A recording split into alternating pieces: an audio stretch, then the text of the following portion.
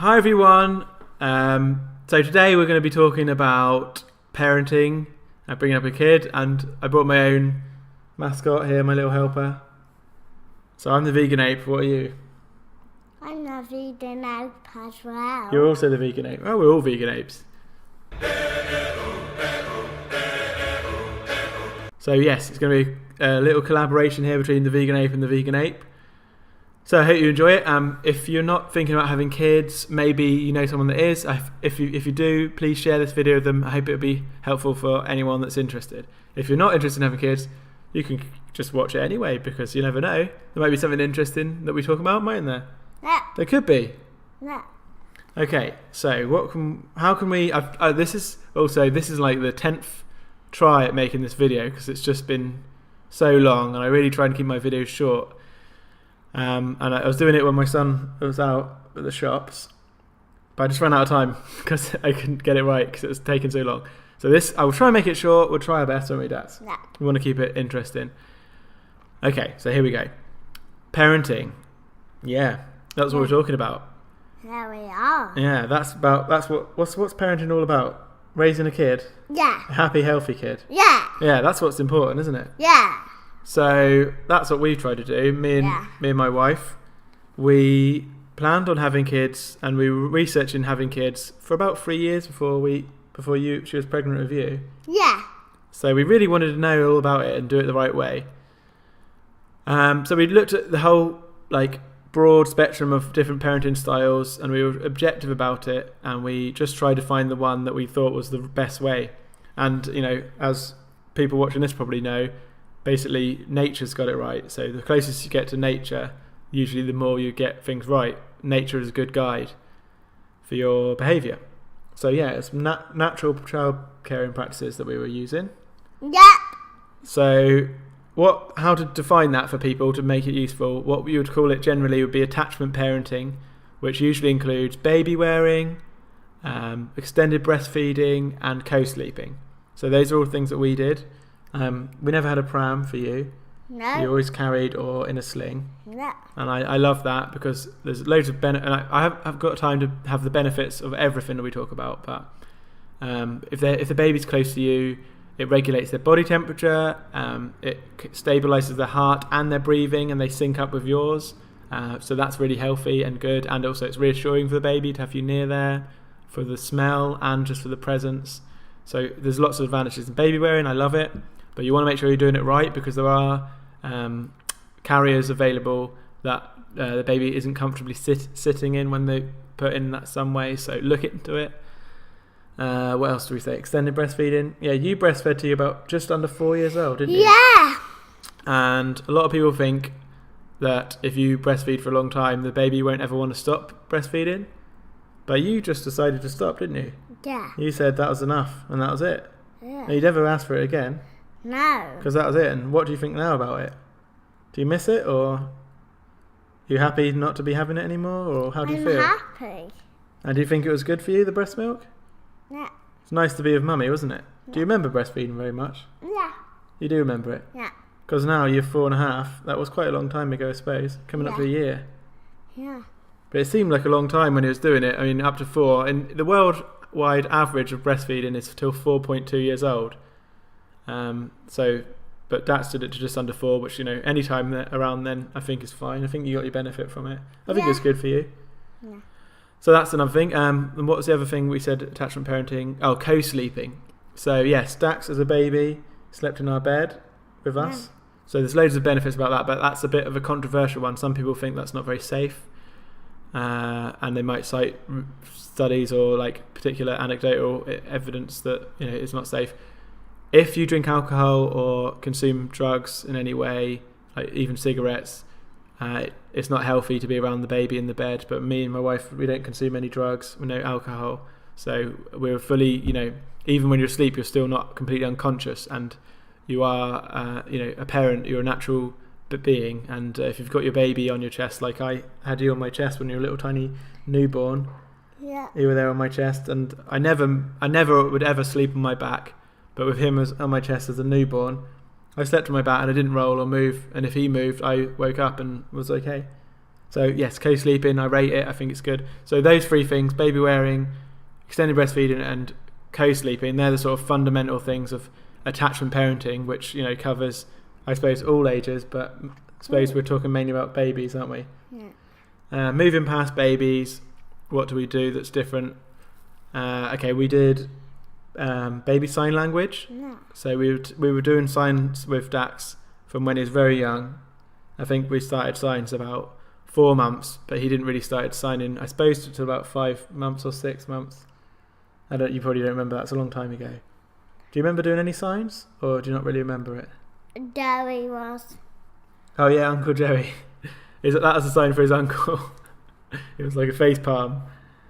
So yeah, he made up some of his signs, and we sort of it's loosely based on Makaton signing system, which is a simplistic signing system for using to people with special needs. But you can learn that for kids. But we sort of used Makaton, and we invented some of our own signs as well. No. But it's very handy and very, I think, healthy for the baby to be able to communicate to their fullest extent that they're able. So yes, that's another one. Sign language. Then what else do we do that's different from normal people? We did normal people. Who's normal, Pat? Do you know any normal people? No.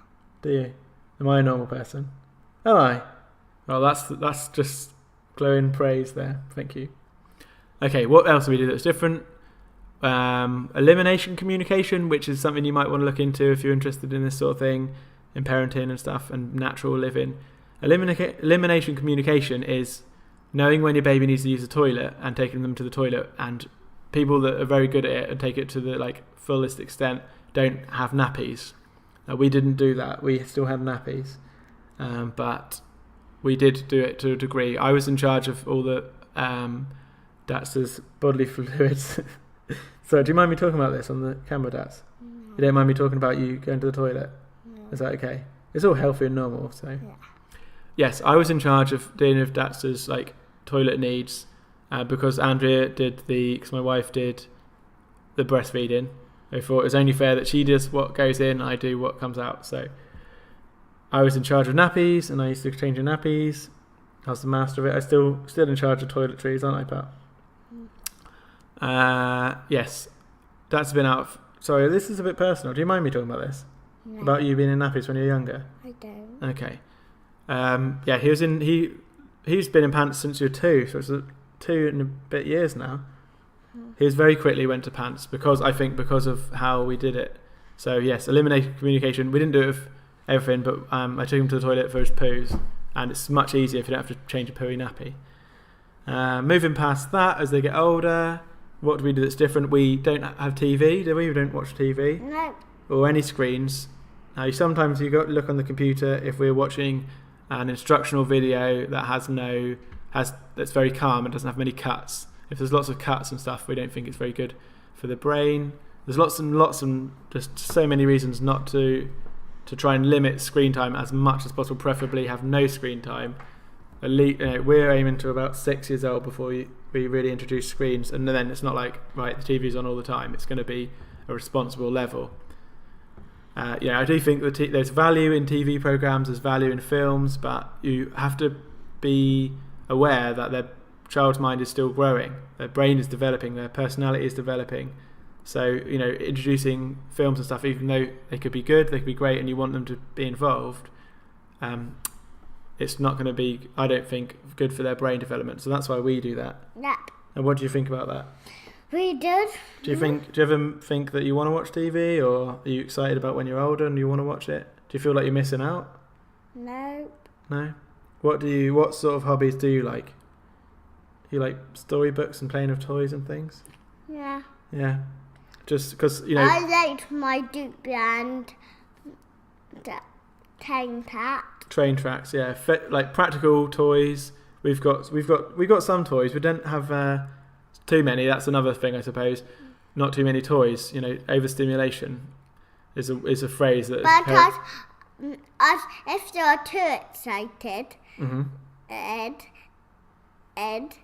Yeah. you just wake up in the middle of the night. Oh, right. So you think that if you got too excited, it would start to affect your sleep? Yeah. It might do. Overstimulation is a phrase you probably will hear a lot because people use that phrase a lot when it comes to kids. But I think there is something to it. I mean, with the screen overstimulating, I think TV programs are overstimulating, but also too many toys, and we didn't really want any toys with any flashing lights and sounds and stuff. We wanted really natural toys. Well, I do have one that makes sounds. Oh, which one? The sirens. Oh yeah, he's got a Duplo fire truck that has a siren. That's the only thing that you've got that makes sounds, really, isn't it? But that's it's not too bad, is it? No. It's not like this big thing that's on all the time. It can be annoying as a parent if you've got toys that make loads of noises, and you can resent them. So that's another thing. It's not just for the baby. I don't think it's great for the baby to have all this stuff going on, but it's not very good for you either if you have to listen to things that are annoying and beeping and bopping and all this. No, and flopping and bopping. No, none of that's good, is it? No. Then what else do we do other than toys? No screen.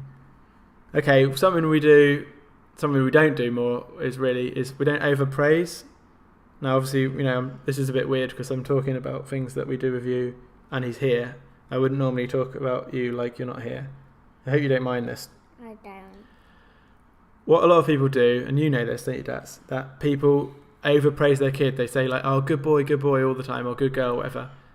And I don't think that's very good for the kid because I think that they should just know that they're good. I don't think that they should. I know that people might not get this one straight away, but once you're aware, once I've told you this, once you've heard this, and then you try and be objective and listen when you hear people with their kids, and try and count how many times they praise their child, like to an excessive degree for something like very arbitrary, it loses any positive meaning, I think. And I personally think it's not good for the child's self-esteem because if they're always being told they're good for doing these little things, and it's always their perception of themselves as a good person comes from an external source, comes from the parent. When you switch that tap off, if once they're 12 or whatever, and you don't say good boy, no wonder lots of kids feel like they need your attention. They want to do things to get your attention or rebel or something because they want attention. And they'll take negative attention if they can't get positive. It's not, you get kids that are showing off and doing all sorts of things. I mean, it's not a surprise to me because they become dependent on that praise, the good boy. So we don't do that. And it's not that I don't respect or love and appreciate Dax and anything he does. Obviously, I do, but I think it's up to. He should know that he's good and that he's worthwhile, and that should come from within. And not from me because, I'm not always going to be around. So you should just know that what you do is good. And what do you feel about that, love? I do. Do you think that's a good decision on our part? Yeah. If we were saying good, what do you think when you're around other kids and their parents are always saying, "Oh, good boy," or when you're around other adults and they say to you, "Oh, good boy," what do you think? No. Do you think it's too much or? Yeah. I mean, I feel like I'm putting words into your mouth here, but how do you feel about it? Not very good. Not very good. So you're happy that me and Mummy don't say good boy and good all the time? Yeah. Yeah. There you go. That's just agreed. Anything else we do as a parent? What about you? What do you think about our parenting style? Do you want to say about how you feel about it? Yeah. Do you want to look to the camera and talk about it? Say about what you think about me and Mummy as parents. If there's anything particularly about how we treat you that you like or you don't like.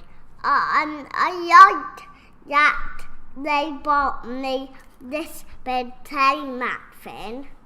Okay, so you like that we bought you a toy. Is there anything specifically about our behaviour that you like or don't like, how we treat you? Obviously it's hard for you because you don't know what it's like to be someone else, do you? So you can't compare it, but how do you feel with your life so far? Do you enjoy your life? Yeah. And do you think me and Mummy are nice parents, or that we could be better, or you can say anything? I think that you're good. Good. There you go. So that's a review of our parenting style from the person who's actually receiving it, and he liked it. So, objectively, we're winners, aren't we? Yeah. We're off to a good start. Yeah. I think that something that is just an important catch-all for parents or anyone is to respect other human beings and what I think often people, basically in our society, always leave out is to respect children. Now you see in supermarkets people shouting at their kids. Sometimes you even see people hitting their kids. These things aren't good, are they? No. I would never do those things to you. No. Because I respect Dexter. No. He's my son and I love him. No. And he's a human being and he deserves respect. And even when he was a baby and he couldn't talk, and if he did something that annoyed me, you have to be respectful as a human being. And the sort of like analogy I would put, or the example would be, if you had a senile elderly person who wasn't capable to the same degree that a baby isn't capable, you wouldn't see people shouting at them in the supermarket, you wouldn't see people hitting them ever. So why do we accept it for kids? It's like kids are the least respected section of our human society. They are part of our species, aren't they? Yeah. So they do deserve respect, and I think respect in kids. Obviously, this seems like a bit weird because obviously I'm talking a bit about you, and usually you wouldn't talk about someone if they're right there with you, but these are just some ideas, and you're welcome to hear them as well. Yeah. That I think kids should be respected. So that's a big thing. And if you think when you think about a behaviour that you're going to use with your kid, would you be happy if that was applied to you? So that's the rule of thumb, I suppose, to see if if you think it's a good thing, would you be happy for it to be done to you? Okay, I probably missed some stuff out. I hope this has been of value. And I know it's a long video and I apologise for that. I'd like to keep my videos short, but I thought I've got a lot of information about child care that I think is important, and I think is it's been great for me. I love the way we parent. I think we do a good job. I feel happy with how we do, and I think Dax is a great example of someone that's been well brought up. And I've always thought you've been you're friendly and confident, aren't you? Yeah. It's hard to talk about this stuff when he's here, but you like being around people. You're well adjusted. Yeah. So yeah, the results so far are good. Okay, I think that's the end of the video. Is there anything else you want to talk about or say? About making stuff. Making stuff? What do you mean? Making stuff with your kid? Yeah. Oh, like having craft projects and stuff? Yeah. Yeah. So other things to do with your kid? Because not many people have craft projects. Not a lot of people do them. People don't have enough time for them. No. I guess things like natural things like camping and stuff, they're things that are really healthy and positive for us to do. Yeah, we love all that. We love all camping and projects. We'd probably do some more of them, really, shouldn't we? Yeah. Making dinosaurs and making Papa and Matic things are good. That's right. They are good things to do. Really hands-on things. Nice to get your hands dirty and get things made. Yeah. Very positive things to do. Very good for your imagination. Yeah, that's a big part of a child's life is imagination. And if you watch TV or you do too many things, you don't give them a chance to grow their own imagination. I think children also need time to play on their own and to be also be free to be bored sometimes, because in those moments of quietness, that's when they can just be imaginative and drift off. And sometimes I'll hear Dax singing to himself or telling himself a story. Yeah. And that wouldn't happen if I was there all the time, would it?